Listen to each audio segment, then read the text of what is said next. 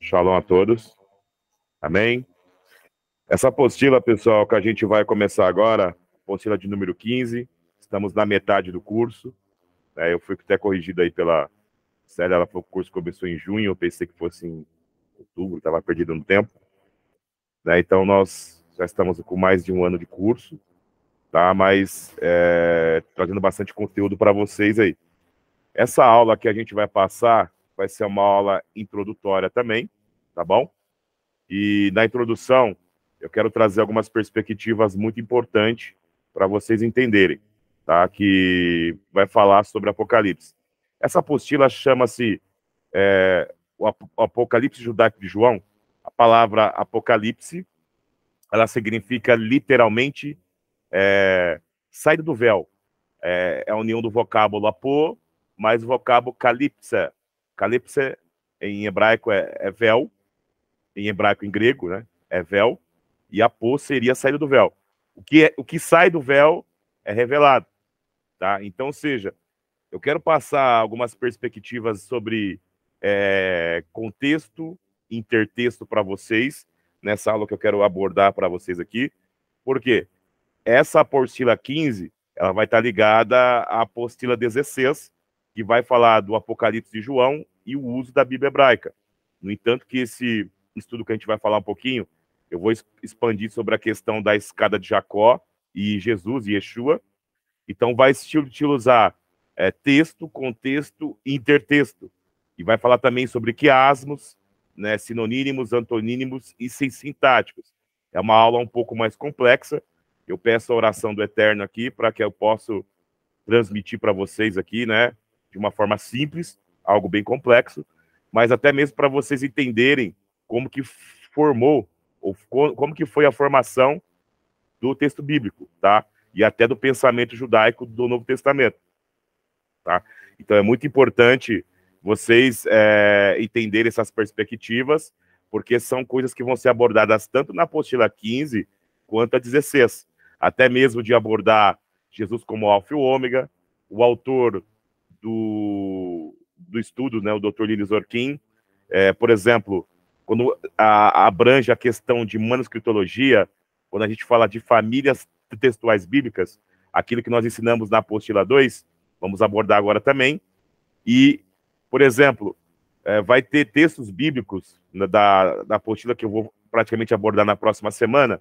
Vai ter alguns manuscritos, pessoal, que vai estar diferenciado. Por exemplo, quando Jesus fala, eu sou o alfa e o ômega. Por exemplo, o próprio Daniel também, que já teve a tradução Novo Mundo também, que se baseia de outro manuscrito, ali vai dizer que o manuscrito vai ter um manuscrito que vai estar falando na primeira pessoa do singular, tá? E vai ter um manuscrito que vai estar se referindo na terceira pessoa, da mesma forma que foi ensinado na aula passada para vocês, tá? No entanto, que os testemunhos de Jeová, eles vão dizer que esse manuscrito que a João Ferreira de Almeida usa, tanto a King James também usa, seria um manuscrito que não está conivente, porque mostra Jesus como alfa e o ômega. Mas vocês que aprenderam o conceito de Merkavá, o conceito de dois poderes no céu, isso não vai ser barreira para vocês, tá? Então, é muito importante vocês entenderem, tá? Eu vou pegar aqui para compartilhar a tela, tá ok? Só um minuto. Tá. Compartilhar a tela. Compartilhando. Apareceu, né? Ok. Pessoal, enquanto eu compartilho a tela aqui, vocês pegam as bíblias de vocês que estão próximas a vocês aí, abre no Evangelho de João, no capítulo 1. Nós vamos meditar no último verso, que é o verso 51, tá? Ok? Importante vocês observarem. Deixa eu ver aqui um detalhe amplo aqui. Eu vou utilizar o Grec Every New Testamento, o texto majoritário. Eu vou explicar uns detalhes aqui. Só um minutinho. Eu vou pegar para vocês aqui, na minha biblioteca. Ok?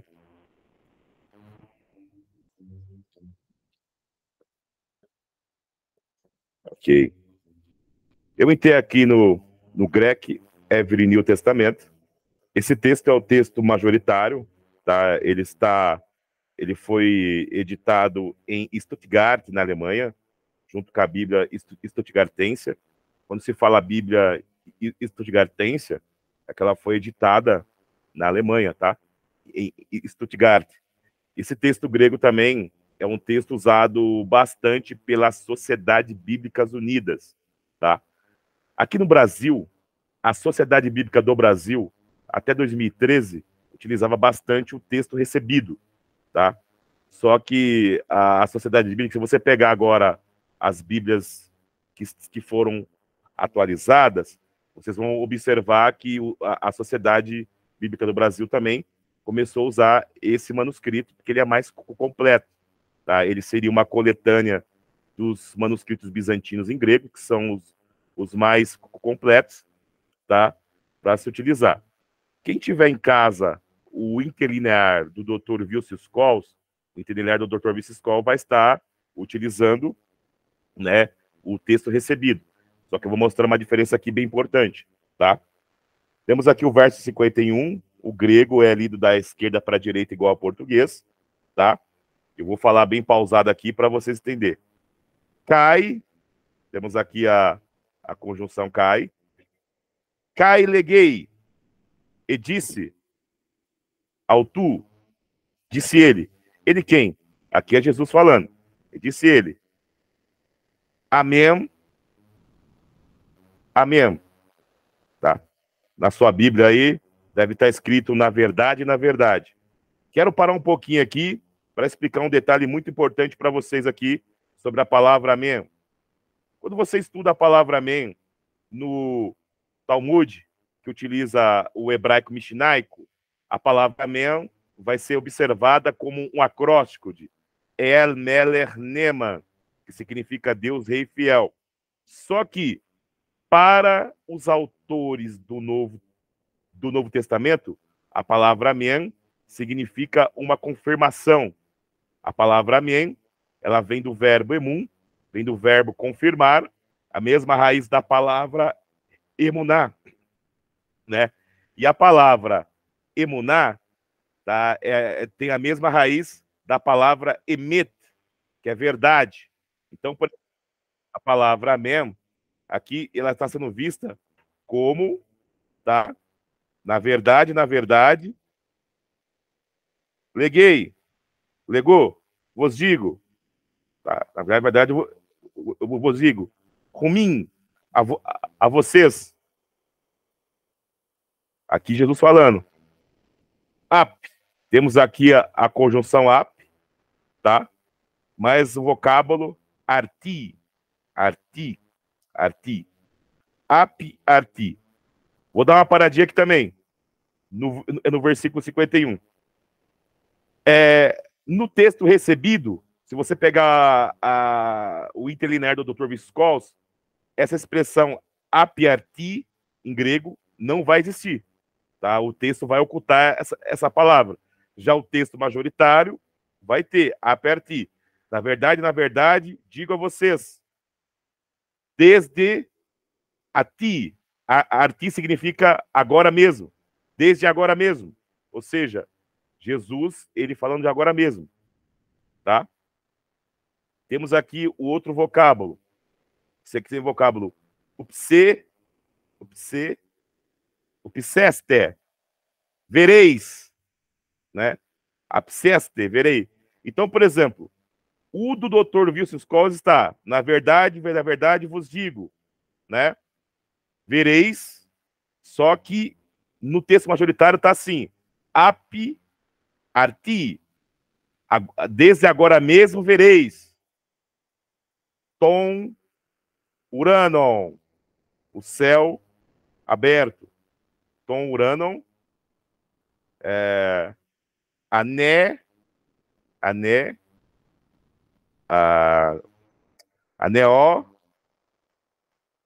aneógotas, o céu aberto, tá?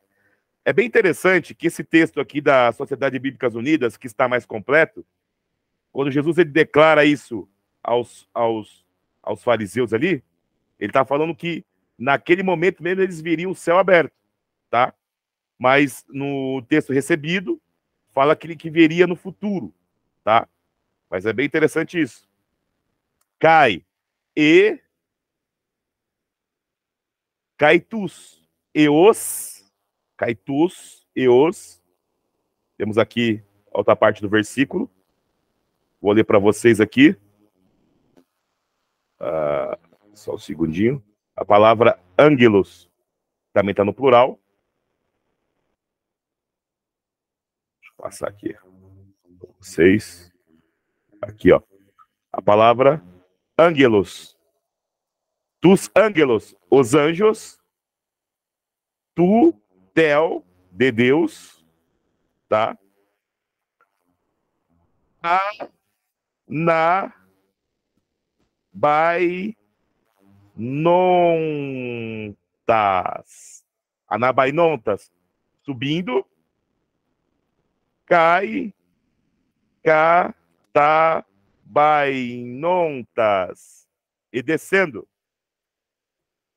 Epi, sobre, tom, ruion, sobre o filho, tu, antropo, sobre o filho do homem. Temos aqui uma perspectiva bem interessante, né? Jesus dizendo que agora mesmo vereis, né, os anjos dos céus subindo e descendo sobre o Filho do Homem, tá? Pessoal, aqui temos um hebraísmo literário composto por hebraísmos gramaticais, hebraísmos etimológicos. E quando nós observamos dentro do Midrash os 7 princípios de Hillel, nós temos aqui o terceiro princípio de Hillel, chamado Bian Av Mikatuv Echad, construindo uma família em um caso de um verso. Tá? Qual o significado desse proceder? Ou seja, Jesus, através de um intertexto da Torá, né, ele vai trazer ali que ele seria essa escada.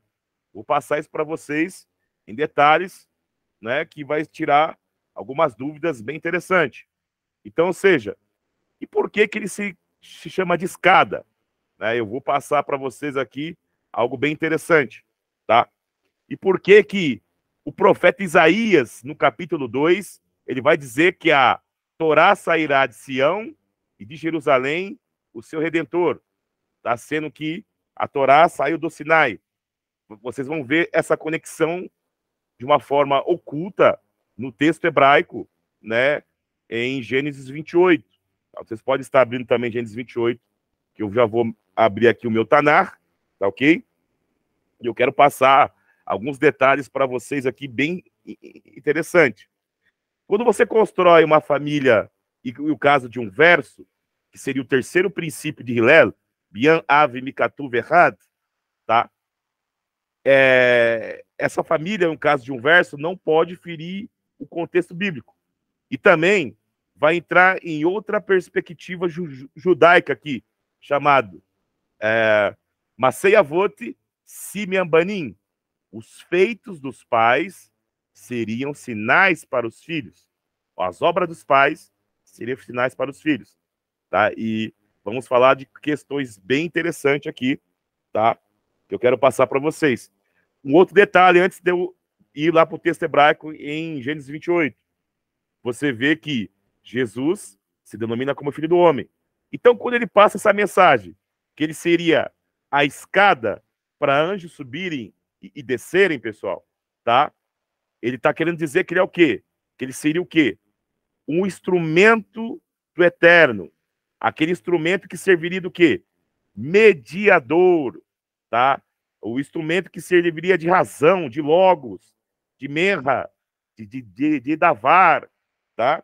É bem importante vocês observarem essas questões, tá? E vocês vão começar a entender por que eu quero passar essa introdução para depois entrarmos na apostila de Apocalipse. Porque vocês precisam entender como que o texto de Apocalipse foi revelado. Por que eu escolhi o de João? Porque ele tá mais fácil, tá? Para transmitir para vocês. Aliás, fácil entre aspas, né? Tô tentando fazer ficar fácil. Mas o Eterno vai dar graça aqui para a gente transmitir para vocês aqui, tá ok? Eu vou sair aqui desse texto da Bíblia grega, eu vou entrar aqui na Bíblia hebraica, tá? Enquanto isso, vocês podem estar abrindo a Bíblia de vocês também, em Gênesis 28. Nós vamos meditar no verso 11 e 12, tá? Que é bem interessante. Deixa eu procurar aqui. Texto grego. Só um segundo. A gente vai procurar aqui. A Bíblia hebraica, texto massorético. Muito bom. Perspectivas. Deixa eu ver aqui. Aqui.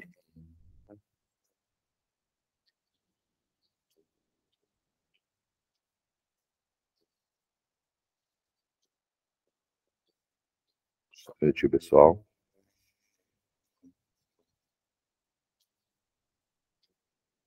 Vou pegar a perspectiva aqui. Só um minutinho que entrou na apostila errada. Só um segundo. Muito bom. Vou aqui. Vou mostrar a Bíblia hebraica para vocês.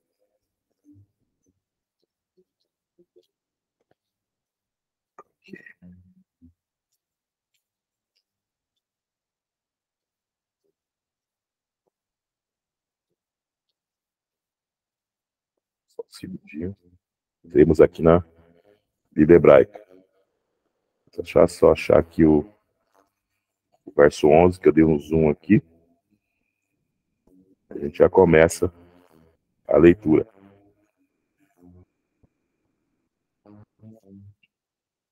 Só um segundo. Achei aqui o verso 11. O contexto aqui, pessoal. Jacó sai de Berseba para Padã, né? Nós sabemos que o seu irmão queria matá-lo, né? Porque ele recebeu a benção aí no lugar dele, tá? E temos aqui no verso 11, o hebraico ali da direita para a esquerda, temos aqui a palavra vai finar e chegou, né? Vai finar e chegou Bamacom. A Bíblia de vocês aí deve estar chegou em um certo lugar ou chegou em um determinado lugar. Só que uma tradução muito ruim. Por quê, pessoal?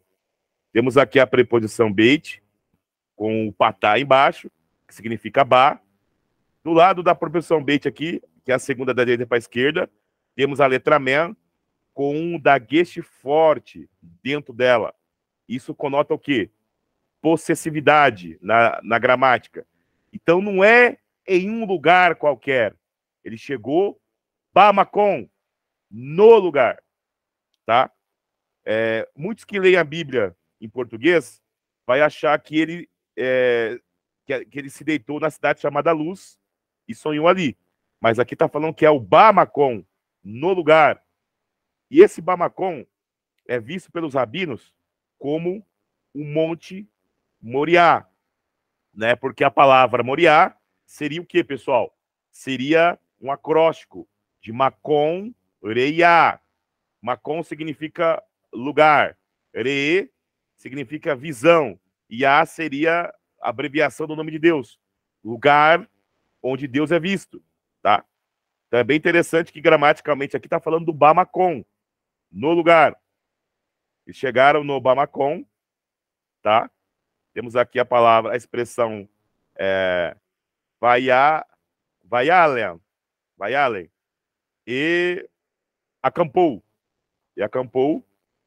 Shan, ali. E acampou ali. Que, que, que vou, que vou, que vou, ra, ra, que vou, rachê, rachemesh, que vou, rachemesh. É uma expressão que significa quando veio o sol. Essa expressão, quando veio o sol, é o sol se pondo, tá, pessoal? Tá? Como a Camila perguntou lá no grupo da restauração hoje, a palavra shemesh e shamash é a mesma raiz, tá? Tanto no garítico acadiano, né? Shemesh ou shamash significa sol. Só que no, no hebraico mishnaico, shamash está como diácono, servo, né? Ou seja, ao vier o sol, no pôr do sol. Vai cá, vai cá. E tomou. Temos aqui a expressão me a, me a, me a evi, me a evini, me a vini, desde pedras. A palavra evinei aqui, né? Me a vinei, vem de even, né? Pedra. Aqui está a palavra pedra no plural construto. Vinei ha,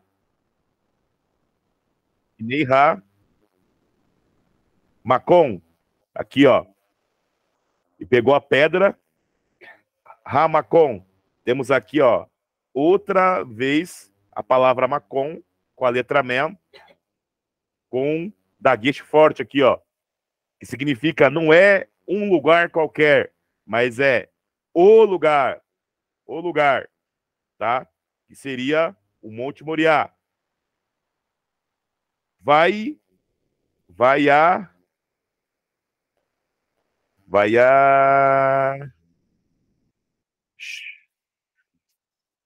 Veacem, Veacem. Epos, a Veacem significa epos, né? Ou colocou, e colocou. Veacem, epos, ou colocou. Tá? Vou passar aqui para outra parte do versículo. Estou colocando bem detalhado aqui para vocês entenderem a revelação que a gente quer trazer para vocês, tá? Essa aula introdutória. E colocou, né? Merá, merá, merá, a, merá, merashi, merashtiv, né? Essa palavra merashtif significa e colocou a sua cabeça, né? A sua cabeça. Tá? Ele colocou a sua cabeça, Shem, ali, né? Ou melhor, Shekev, habitou Ba Macon, no lugar. Ou seja, ele colocou sua cabeça nas pedras e habitou Ba Macon, no lugar. Não é em um certo lugar, como está em português, tá? Mas aqui na Bíblia hebraica está Ba Macon, no lugar. Gramaticalmente significa no lugar. Ba Macon. Habitou no Ba Macon. Temos aqui a expressão Rahu, ou seja, Bamacon Rahu, ou seja, ele habitou naquele lugar, no lugar aquele, tá? Temos aqui agora o verso 12. Vamos o verso 12 aqui. Vai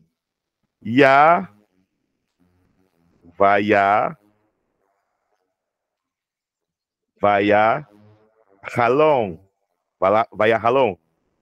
E foi e sonhou. A palavra Halom significa sonho. Foi e sonhou. Vê, Rine. Eis que. Sulan. Uma escada. Uma escada. Tá. Eu vou dar uma paradinha aqui por enquanto. Entre a palavra Verine, Sulan aqui, dentro da questão da gematria, nós temos algo oculto aqui. Tá? Se eu pegar o valor numérico das letras aqui, que compõe Verine, mas a palavra Sulan tem um valor numérico de 130, tá? Ajuntando aqui com o valor numérico de 6 mais 5, a letra Num vale 50, mais 5, eu vou ter o valor de 196, que é a mesma raiz da palavra Vikets, que significa no fim, tá? Então, ou seja, dentro de um nível mais sold aqui, ao mesmo tempo que o Eterno está passando uma revelação da escada aqui, ele está falando de algo futuro, tá? Que refletiria no presente e no fim, tá? Vou explicar já em detalhes aqui a expressão Sulan. Sulan seria a escada, tá? Eis que uma escada. Estão me ouvindo aí, pessoal? Estão me ouvindo bem aí? Tá. Estamos sim, eu estou. Tá, ok.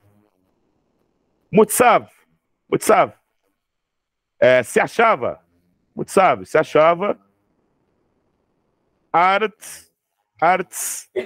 Artsá. Desde a terra. Vou passar para outra parte do versículo. Eis que uma escada se achava desde a terra.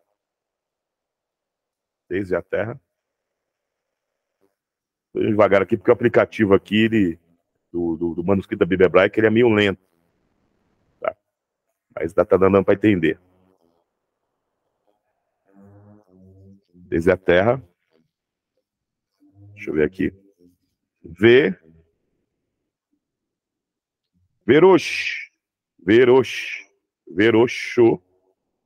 Veroxô.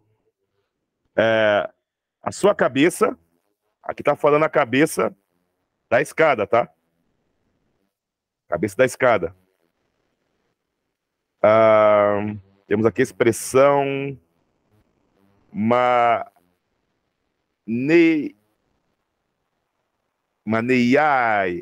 maneiá, tocava.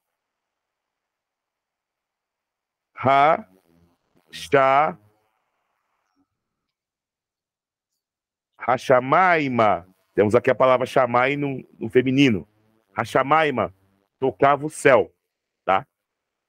É bem interessante que depois a gente vai ler uma literatura rabínica aqui, quando essa palavra oroxô, a sua cabeça, tocava o céu, é bem interessante porque a palavra escada, que é sulam, ela é composta de kevesh.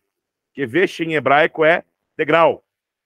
E a palavra kevesh está no Strong 3.332, no Strong 3.333, a palavra kevesh significa degrau ou escabelo, tá? E a palavra, tá?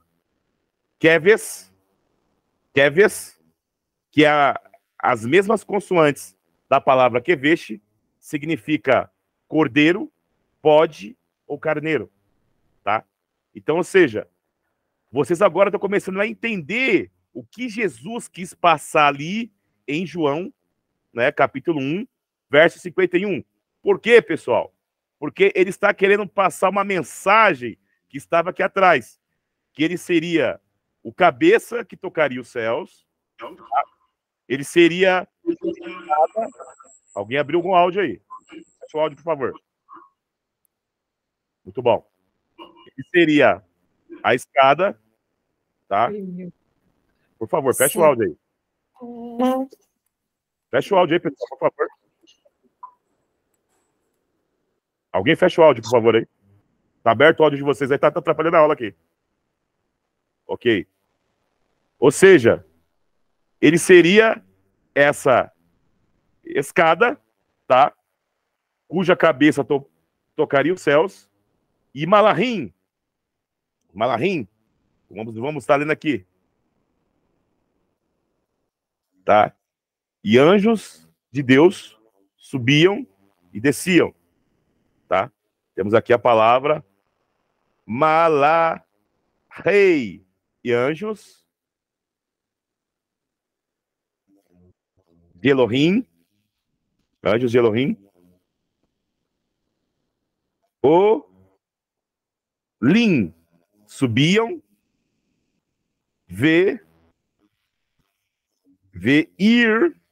Irdim, e desciam, nela. É bem interessante, de um nível Sod, a palavra boa aqui, que seria a letra beit, mais o vav, como sufixo pronominal aqui, nele ou nela, tá? Conota uma questão de pessoa. Está se referindo a uma pessoa e não a um objeto. Então, ou seja, nessa questão oculta aqui, Jesus, ele quis passar que ele seria o quê? A escada de Jacó, onde anjos subiam e desciam. Esses anjos, pessoal, eles seriam representados posteriormente pelo sumo sacerdote, que ao sacrificar o Keves, que seria o cordeiro, lembrando que Keves é a mesma palavra para escada, para degrau, esse cordeiro ser sacrificado faria uma conexão do sacerdote junto a Deus, que santificaria as pessoas. E através do Messias, não só o sumo sacerdote poderia subir e descer sobre a escada, mas qualquer pessoa estaria santificada a subir nessa escada, tá? Que é bem interessante. Ok? Deixa eu ler outro pedacinho aqui do verso 12, para vocês verem como que era feito a exegese bíblica no primeiro século, tá? Dentro de uma forma mais profunda. E o Apocalipse, ele vai utilizar as profecias dentro desse tipo de exegese nós estamos fazendo aqui, pessoal. Tá ok? Verso 13 aqui. Eu vou pegar só um pedacinho aqui do verso 13 para a gente ver uma pegada aqui. Tá. Vê. Deixa eu dar uma travada. Vai ter que destravar. Vê. Tá ok. Verine. Eis que Adonai, que é o tetragrama aqui, só que esse Adonai aqui, que seria o tetragrama que estaria no topo da escada, tá? Ele seria o tetragrama Catan, né, que vocês aprenderam ali, que seria o filho do homem. Ou seja, Jesus, sabendo disso, lá em João 1,51, né? Ele trouxe essa perspectiva que ele seria a escada de Jacó, tá? E sabendo que o tetragrama Catan ali seria o filho do homem, tá? Ele se denomina como filho do homem. Tá? Olha que interessante. Então, por exemplo, todas as profecias, elas vão se basear sobre essas perspectivas, tá? Agora eu vou entrar em outra questão aqui, bem interessante com vocês. Deixa eu entrar aqui. Um detalhe. Todos estão vendo os slides aí, né? Ok. Temos aqui, pessoal, tá? A palavra hebraica Sinai, tá? Dentro da gematria, que seria as letras em hebraico, elas são números, tá? Dentro da gematria, as letras em hebraico, elas são números, tá? A letra Samer, que é a primeira da direita para a esquerda aqui, ela tem um valor numérico de 60. A letra Yud, que é a segunda da direita para a esquerda, tem um valor numérico de 10. fica 70. A letra Nun, que é a terceira aqui, tem o valor numérico de 50. E a letra Yud aqui, mais 50. Temos o valor aqui de 130. Então, ou seja, quando nós vemos a palavra Sulam, aqui, ó, Sulam, peraí,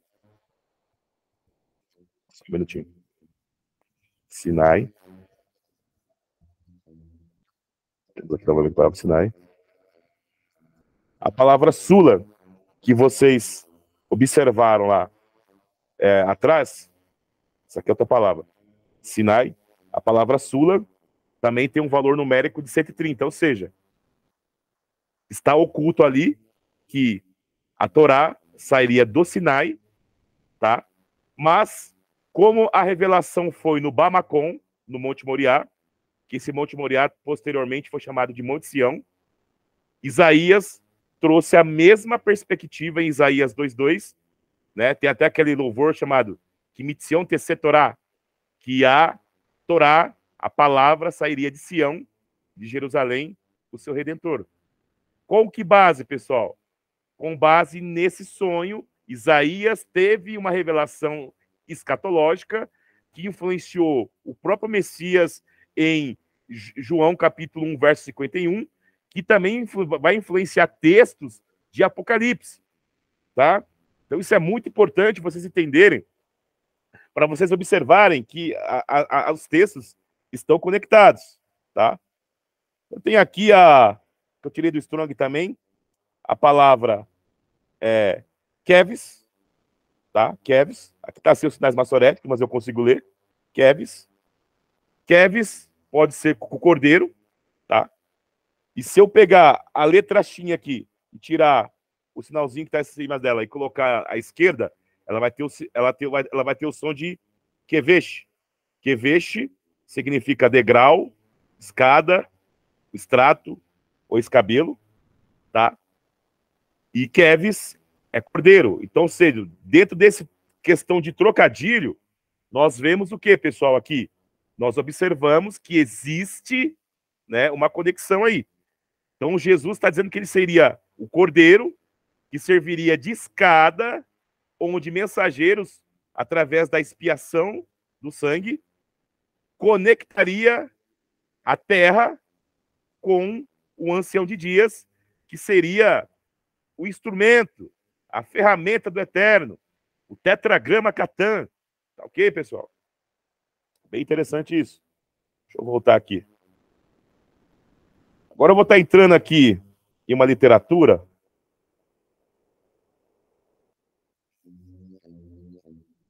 que é bem interessante aqui. Deixa eu voltar aqui. Isso. Vou entrar na literatura aqui do Rabino Shapira, o livro chamado As Boas Novas segundo o Covid-19. E para demonstrar que esse pensamento não é algo da minha cabeça, eu vou mostrar aqui um pensamento rabínico, tá, para vocês, que vai demonstrar que mesmo o judaísmo rabínico tendo aversão aos dois poderes no céu, eles vão trazer disso desses dois poderes, que é algo bem interessante. O Rabino Shapira vai abordar algumas questões aqui, tá? A esposa vai estar lendo aqui, tá ok? Glória a Deus.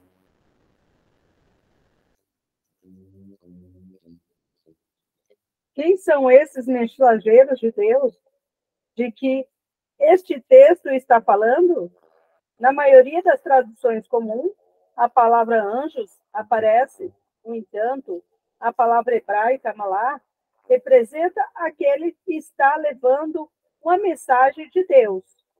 Deixe-me enfatizar que os mensageiros ascendem primeiro aos céus e depois descem à terra, visto que os mensageiros de Deus são celestiais. É impossível acreditar que os anjos são os que estão levando as mensagens. A mensagem é para o reino de Deus, do alto, vinda do reino de Deus de baixo. Uma vez que a ascensão ocorre antes da descida, quem são aqueles que levam a mensagem do reino? Os mensageiros não são outros senão você e eu. A natureza dessa mensagem é clara. O reino de Deus está pronto para o Rei dos Reis e Senhor dos Senhores. Além disso, recebemos uma mensagem do reino de Deus para reproduzi-lo aqui na terra.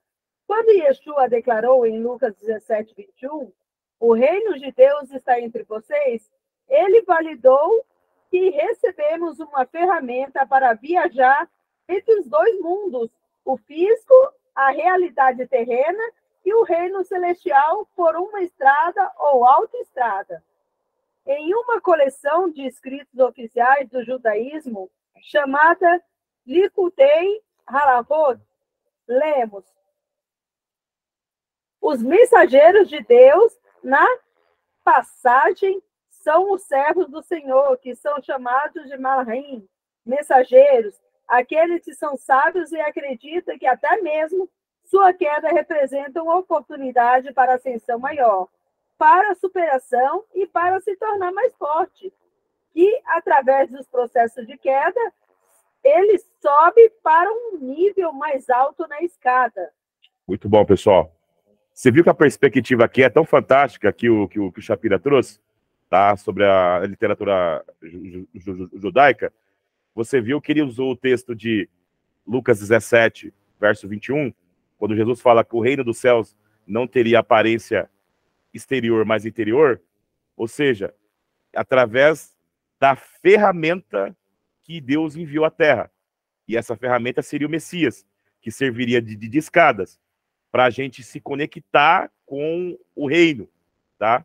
E nós, como servos do Messias, poderemos trafegar, subir sobre essa escada e ter a conexão direta com o ancião de dias. Lembrando que a escada, ao mesmo tempo que ela representa o Messias, ela também representa o quê? A Torá. Por quê? Porque a Torá leva ao ancião de dias, que seria o filho do homem, tá ok? Que é bem interessante essa questão. Passar para a próxima página. A escada é o Messias. Os rabinos de Israel explicaram que a escada colocada na terra não é outra senão o Messias, para poder subir e descer entre os reinos, do alto e de baixo. É necessário um veículo para atravessar entre os dois mundos, para receber instrução de construção vindas do reino do alto e ser capaz de despertar os céus através da subida, em perfeita harmonia com os escritos do Novo Testamento. A língua hebraica declara o seguinte. Pode ler. Malachim ben Davi. Malachim ben Davi. Mashiach ben Davi. Isso. Messias, o filho de Davi. Isso. Matzav Atzorah. Instaurar sobre a terra. Muito bom. Então, se você vê aqui que a literatura rabínica, ela corrobora com essa ideia que está de uma forma solde no texto ali, tá? Que é bem interessante. Ou seja, e essa escada enviada à terra, que seria o próprio Messias, não apenas faria com que o sacerdote tivesse valor de entrar no santuário, mas qualquer pessoa teria acesso ao santuário. Por isso, pessoal, que o autor de Hebreus, no capítulo 10, verso 19, ele fala que Cristo nos fez entrar no Santo do Santo. Como que ele trouxe essa perspectiva? Desse texto, porque ele sabia que o Messias, como escada de Jacó, tá, permitiria que todos pudessem trafegar diretamente em conexão com o reino.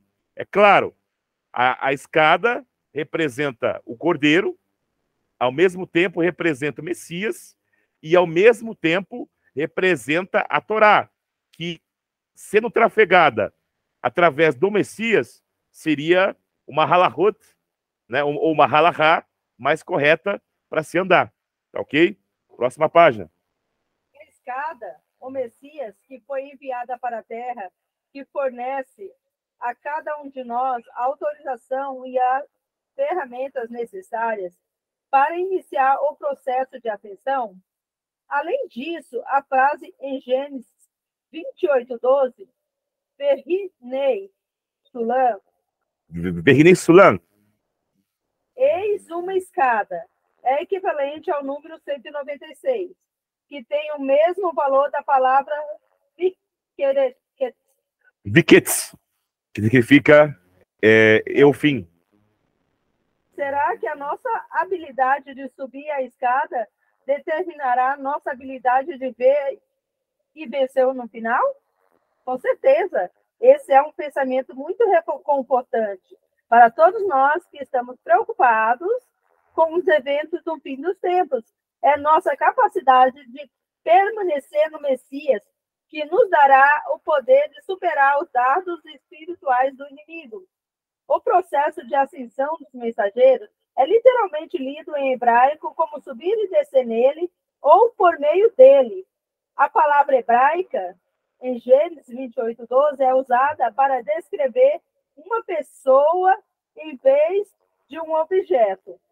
Foi o que eu falei para vocês, pessoal. O vocábulo bo, a letra beit, mais o sufixo pronominal vav ali, né? Nele. Ou seja, essa palavra é utilizada para pessoas e não para objetos. Então, ou seja, quando o escriba ele colocou o vocábulo bo ali, ele está querendo dizer que a escada representava uma pessoa e não um objeto, tá?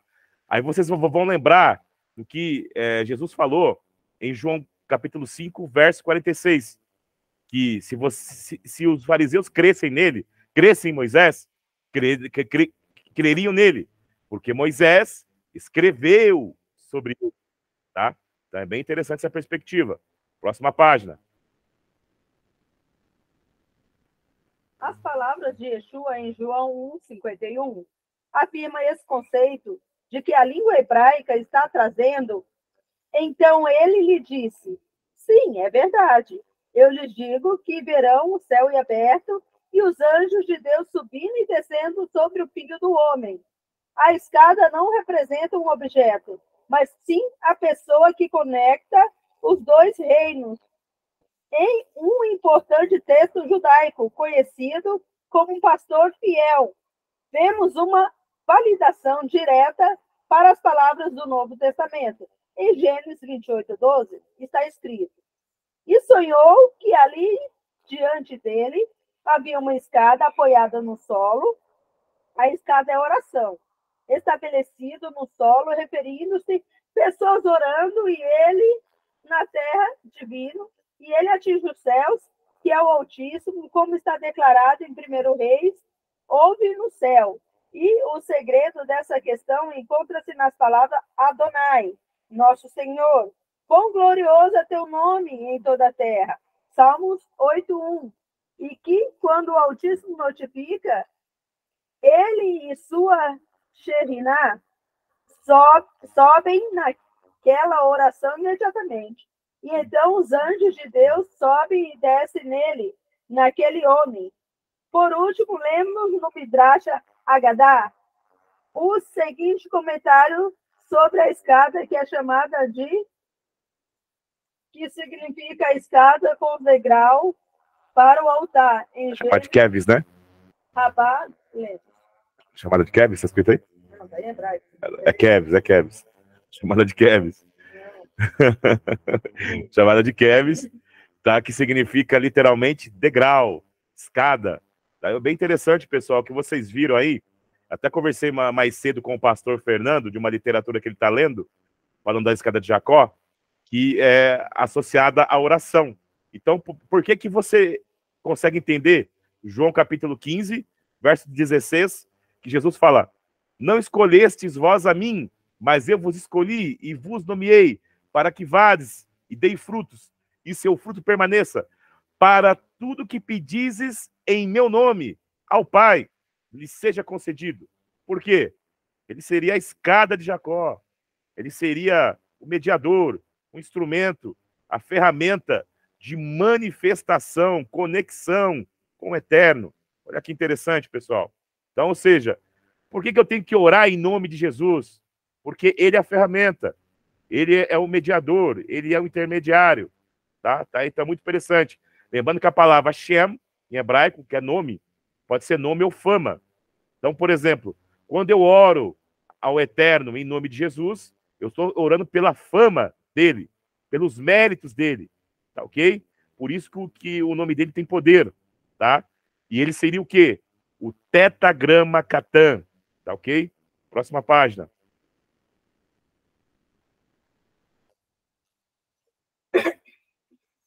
Em Gênesis, lemos: eis uma escada que está. Esta é uma ovelha de graus no contexto, mas também pode significar cordeiro, colocado na terra, que é o altar. Faça-me um altar de terra, e sua cabeça atinge os céus. Essas são as ofertas cujo perfume sobe aos céus. E eis que os anjos de Deus são esses sumos sacerdotes, subindo e descendo sobre ela. Que sobe e desce como uma ovelha, cordeiro ou degraus. E eis que Deus está em pé sobre ela. Amós 9. Eu vi Deus de pé sobre o altar. A escada, ou em hebraico, também é chamada de Keves. Isso, que é degrau. Que pode ser traduzida como cordeiro.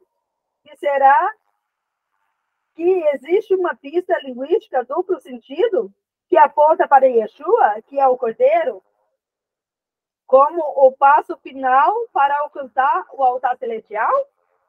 O próprio Yeshua disse: eu sou o caminho, a verdade e a vida. Ninguém vem ao Pai senão por mim. A escada é a Torá. Na publicação conhecida como Dat Zekenim, está escrito pelos discípulos de Rashi. Vemos um comentário interessante sobre a própria escada. Keves, e que aqui havia uma escada, o valor numérico das letras da palavra é o mesmo valor numérico das letras da palavra Sinai. E foi uma dica que o povo judeu receberia a Torá no Monte Sinai. Muito bom. Vocês viram, pessoal, que a escada, ela, além de representar a Torá, ela representa o altar do Eterno, algo de conexão. E Cristo seria o nosso altar, né? Porque quando nós nos apresentamos perante ele, nós estamos se apresentando perante ao altar do Eterno. Algo que nos vai trazer o quê? Conexão, tá? E a conexão que nós temos com Yeshua faz nos subir keves, né? De degraus, né? Faz nos subir de degraus. Lembrando que keves pode também ser kevesh. Kevesh significa, literalmente, né? Keves significa, no caso, cordeiro, né? E kevesh significa o quê? Degrau, tá? Cada degrau que você sobe é um ponto de conexão que te leva ao eterno. Aí você vai entender também por que Yeshua fala que ele é o caminho, a verdade e a vida. Lembrando que a palavra caminho em hebraico é derer, tá? Verdade, emet. Lembra da palavra amém? Amém, né? Amém quando significa verdade também. E raim, vida, né? Se eu pego as iniciais dessas palavras, né? A palavra caminho, temos o vocábulo derer, que começa com a letra Dalet. A palavra verdade, temos a letra Aleph, né? Que começa com a letra Aleph. E a palavra vida começa com a letra Het. Temos a palavra, se eu unir essas letras, as iniciais, eu vou ter a palavra Errad. Eu e o Pai somos um. Quando ele fala que eu e o Pai somos um, Errad seria um acróstico de Emet, verdade, Raim, vida, Talat, caminho. Tá, pessoal? Pode ver que tudo está conectado. Ninguém veio ao Pai senão por mim. Quando ele fala isso, ele quer passar para os seus compatriotas daquela época que ele seria o filho do homem, aquele que conectaria, tá? As pessoas ao ancião de dias, ao atiquioma, ao rico em dias, aquele que conectaria, aquele que levaria, aquele que seria a ferramenta, aquele que intercederia pelas pessoas. Então é muito importante se entender essas perspectivas, porque todo o Apocalipse ele é montado dentro desses tipos de quiasmos. Ou seja, utilizamos aqui quiasmos sinonímicos, antonínimos e sintáticos para se trazer essa perspectiva. O Apocalipse vai se abordar essas questões. Próxima página. Já estou encerrando já, para passar para o Adonai.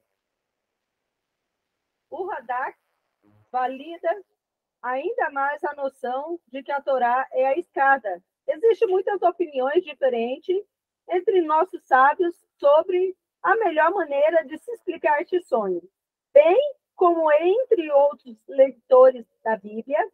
Alguns dizem que esta foi uma prévia da revelação no Monte Sinai e que o valor numérico das letras da palavra Sulam é igual ao da palavra Sinai.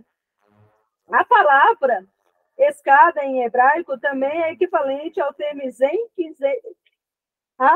Kavod. Zaken Hakavod? Ancião de glória. Que significa este é o trono da glória. Bom. Deve-se continuar a subir os degraus da escada para trazer o reino à terra. Esses níveis da escada nada mais são do que as alianças de Israel, incluindo a Torá. Muitas vezes me perguntam, principalmente os não-judeus, se um gentio deve ou não observar as alianças que são dadas a Israel, ou seja, a Torá.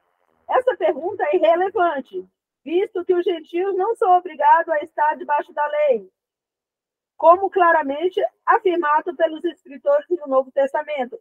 A razão do porquê um gentio deseja tornar sobre si a aliança mosaica, que é relevante, deve ser considerada seriamente. A própria Torá é chamada de aliança sem sal. Não, aliança de sal, desculpa. É o Brit Milá. Desculpa. Pacto de sal. Aliança de sal. Como está escrito, todas as contribuições das coisas sagradas que o povo de Israel oferece a Adonai, eu dei a vocês, a seus filhos e às suas filhas, que essa é uma lei perpétua, uma aliança eterna de sal diante de Adonai, para você e seus descendentes. As palavras de Yeshua confirmam isso quando ele declarou: vós sois o sal da terra, mas o sal perdeça o sabor, como pode ser salgado novamente? Não serve mais para mais nada, a não ser, exceto para ser jogado fora e pisado. As palavras de Yeshua são claras. Se alguém vive sua vida sem aliança, não pode subir a escada nem contribuir para a construção do reino. O evento que é conhecido como plenitude do gentio acontecerá de acordo com Zacarias 8:23, quando os gentios agarrarem o manto de um judeu e disserem: queremos ir com você, porque nós vimos dizer que Deus está com você. A questão para não-judeu, não quanto ele abraça a Torá, mas se ele observa o motivo correto para trazer à terra o reino dos céus. Muito bom. Fantástico isso aqui. Tanta revelação aqui nessa leitura que ela fez aqui. Vocês viram que o comentarista Rashi, segundo a perspectiva do Shapira aqui, que é bem interessante, ele disse que a escada simboliza a Torá. E não está errado, pessoal. Lembra que nós vamos ainda estudar a apostila aos Gálatas, acho que a apostila 25, se for a memória, a epístola aos Gálatas. Lembra que Paulo fala aos Gálatas que a Torá te serviu de aio para te levar a Cristo. Ou seja, Paulo está dizendo que a escada ela te leva a Cristo, tipificando que Cristo como filho do homem, tá? Que é bem interessante. Por quê? Porque ela seria uma trajetória, tá? E é bem interessante aqui que os comentaristas aqui falam que a Torá praticada sem trazer o reino para a terra, ela não serve para nada, tá? Ou seja, você perde o pacto de sal. Qual que é a função do sal? O sal não serve só para temperar, mas ele serve para também o quê? Conservar. Então, ou seja, se o sal ele tem o seu valor, além dele temperar a terra, ele trazer sabor à terra, ele vai trazer também o quê? Vida, porque não vai necrosar, não vai morrer, tá? Mas se perde essa equivalência, perde sentido. E Yeshua trazendo, vós sois o sal da terra. Se nós não entendemos que a escada, que é a Torá, nos serve de conexão para o ancião para o filho do homem, e o filho do homem seria a essência da escada da Torá, tá? Nós não vamos entender alguns conceitos. Vocês viram que lá no grupo hoje eu postei algumas questões do judaísmo rabínico, né? Até mesmo chamaram os cristãos de mim. Lembra na aula passada que chamaram o rabino Elisha Ben Abuya de mim, de herege, né? De outra espécie, pelo fato dele pensar em dois poderes no céu, e os cristãos também foram chamados de mim, tá? Pelo fato de crerem posteriormente em dois poderes no céu. Então, ou seja, quando vocês forem ler Apocalipse, que a gente vai entrar na apostila na próxima semana, e quando vocês forem aprender sobre Alfa e Ômega, tá? Lembre que Jesus, ele seria o quê? O Filho do Homem, tá? Que é através da escada ali como caminho, ele representa o princípio e o fim como instrumento do eterno, tá? Então é bem importante vocês observarem essas perspectivas, tá ok? É uma aula bem complexa, introdutória. Vou deixar a oportunidade para a Adonai Borges, tá? Depois vou abrir as perguntas, amém? Adonai, fica à vontade. Shalom, irmãos. É fantástico, né? Esses conceitos. Assim, a gente fica até imaginando algumas cenas, mas assim, eu quero colaborar com algumas coisas que eu acho que é super importante, porque a gente percebe que assim, o Evangelho, ele tem o poder de trazer sobre as nossas vidas não só algo espiritual, porque a instrução é algo intangível, né? E quando a gente fala de influências, a gente vê que o livro de Apocalipse, ele não é um retalho profético de vários versículos, né, e de várias falas proféticas. A gente vê que é algo extremamente organizado, né, que tem a proposição de nos atingir exatamente no pensamento, né? E o que são pensamentos, eu diria? Nada mais do que estímulos e influências que trazem uma atividade de preocupação de um lugar específico, né? E esse lugar específico é interessante porque o pastor Kerson estava falando sobre o Bamacon, né? Mas quando a gente usa a partícula Ra-Macon, né? Que a partícula Ra, ela quer dizer um objeto direto, né? O lugar, a gente entende exatamente alguns conceitos como onipresença, né? Que Deus, ele escolhe um lugar específico para se manifestar, e por isso que ele trata de o lugar, porque ele não cabe nos lugares.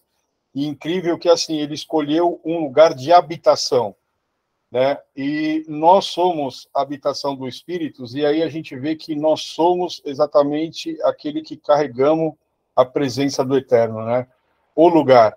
E aí a gente percebe que, através de pensamentos expostos muitas vezes na Bíblia, que fica muito específico, que um ato, né, como uma visão de Jacó, ela causa não só um efeito espiritual para a gente entender a compreensão do que representa o Filho no Evangelho, mas traz exatamente dentro da figura do Apocalipse algo que é mais compreensível dentro da mensagem, né? Que nos arremete realmente o Apocalipse a entendermos o que é esperança.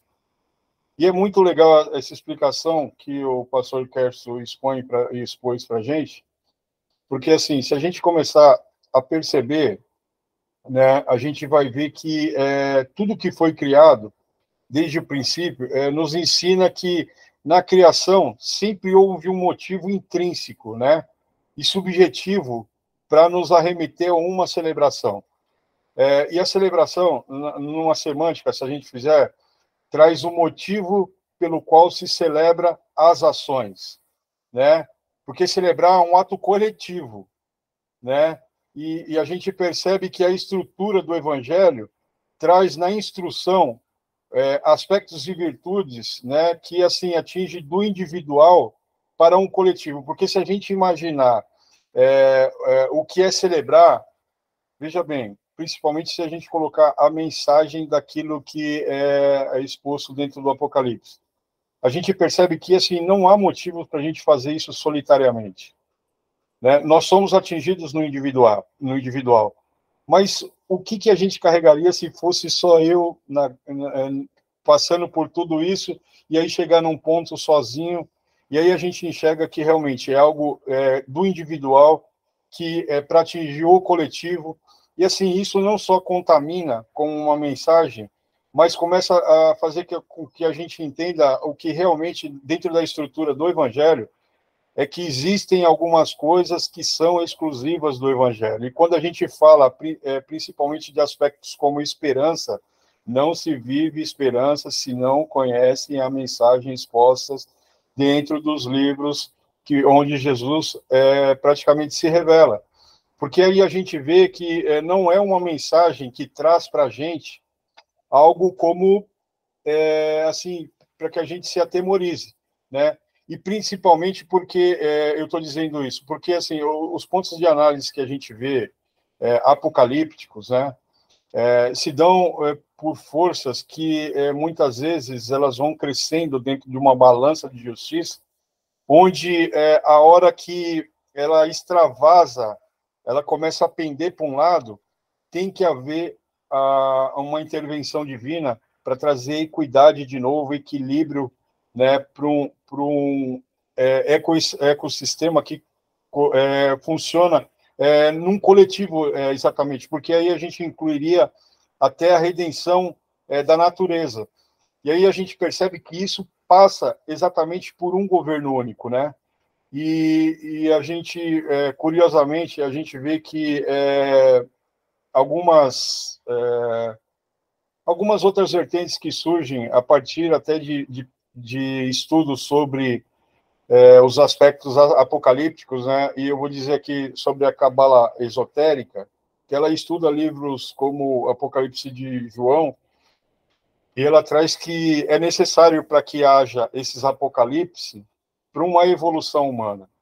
E historicamente a gente percebe que assim o homem sempre tentou se utilizar ou usufruir desses poderes que muitas vezes é exposto não só simbolicamente, mas colocado dentro desse livro, né?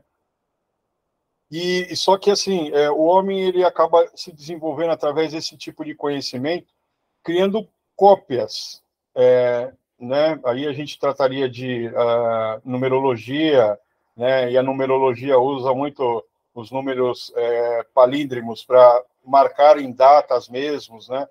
E para fazer como se fosse a sabedoria que se usa no livro de Apocalipse, para eles criarem uma mensagem dentro de um grupo oculto que muitas vezes se prevalecem ou se conversam através desse tipo de sabedoria, né? Mas que a gente percebe que o simbolismo ele não carrega o poder e a autoridade do Eterno.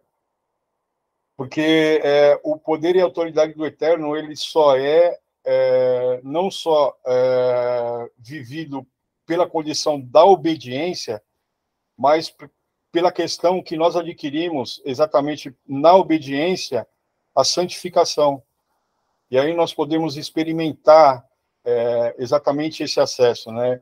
E assim, é fantástico, porque eu só queria dar esse spoiler realmente, porque é super importante a gente entender conceitos como esses para a hora que a gente começar a adentrar dentro daquilo que é a representatividade mesmo dos escritos do Apocalipse, a gente entender que é um livro não só que nos arremete à esperança, mas que, assim, esse poder e essa autoridade, né, que a gente vê que a representatividade dessa escada, dessa visão que Jacó teve lá atrás, que ele falou sobre um lugar e que depois, né, até expondo aquilo que o pastor Kércio estava nos passando, que a representatividade exatamente de um altar, né, e que nós temos acesso a esse poder e essa autoridade, que ele faz essa escada, e que realmente a gente consegue compreender que assim a Torá, ela nos arremete à obediência, e isso faz com que nós nos aproximemos ao Eterno, e isso traz realmente aquilo que é colocado no livro como santificação. E tudo isso não é marcado por algo assim ritualístico ou demonstrado, é demonstrado desde o princípio como algo organizado dentro de uma agenda, marcado nas suas festas, contando uma história, demonstrando como funciona o poder no céu e a manifestação do Pai, exatamente na figura daquilo que o Filho é uma porção que nós possamos suportar, que é uma porção que não nos consome, né? É super interessante isso. Muito bom, Danai. Excelente aí. Pessoal, vamos estar aberto às perguntas aí, tá bom? Foi um estudo bem complexo. Tentei simplificar o mais fácil possível, mas eu creio que deu para entender aí, tá bom? Vamos tirar as dúvidas aí. O Kersto, o Fernando. Oi, Fernando. Pode falar. É que eu estou fazendo anotação aqui, eu coloquei algumas coisas. Quando você citou a primeira vez, a escada representa, eu coloquei o Cordeiro, o Messias, oração. Tem mais alguma coisa? Então, a escada representa o Cordeiro, o Messias, as orações e a Torá, porque a Torá nos serviu